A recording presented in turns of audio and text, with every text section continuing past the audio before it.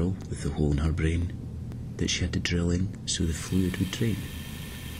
Well, out it all flowed, past her mouth and her nose, straight down past her shoulders, her feet and her toes. But as time went by, it wouldn't slow down, and that little girl found she was starting to drown. As harsh as it sounds, to keep her afloat, she tore out her tongue and made a small boat. And into the night, as the water kept rising, she turned and set sail unto the horizon. And there stood an island, or a land of some kind, that she could aim for and hopefully find.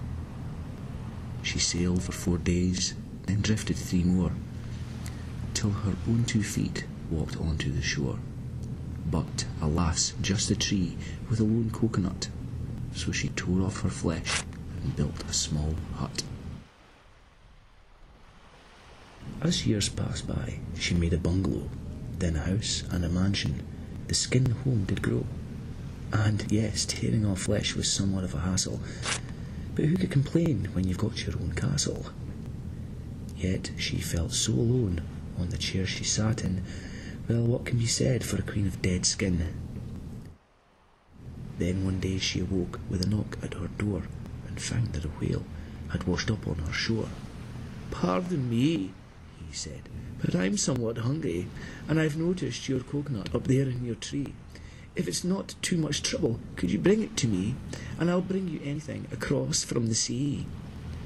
She nodded and smiled, and the whale swam away, with the promise that he would return the next day. One day he brought wine and fine food to eat, a crown and a robe, and a throne for a seat. Another day came round, and he brought a new dress, rings and some jewellery, all aimed to impress. And again she awoke with a loud knock once more, to find that same whale right up to her door. "Pardon me," he said, "but I'm still so hungry. Could I please have that food that's up in your tree?" A great deal, she thought.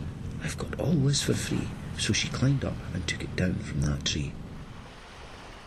She stumbled back down, brushed off the sand, and held it straight out, right there in her hand. "Come closer," he said. "I'm stuck on a beach. My tongue's not that long. I can hardly reach." She walked right up close. As he opened up wide, she reached straight ahead and held it inside.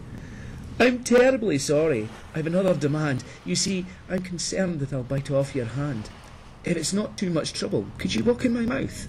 Leave it in there, then step back out." Now she thought stepping in may be a bad idea. "I'll take a step back," she thought, "and throw it from here." The whale looked shocked as he gulped and he chewed, licking his lips as he swallowed his food. "Thank you," he gasped, "but that really hurt. So to make me feel better, I'll be having dessert." Before she worked out what the whale did mean, he shot off the shore and swallowed his queen, and with him he took her flesh castle down, along with her robe, her throne, and her crown. He swallowed her whole, and with a great crashing wave, he dragged her beneath to her watery grave.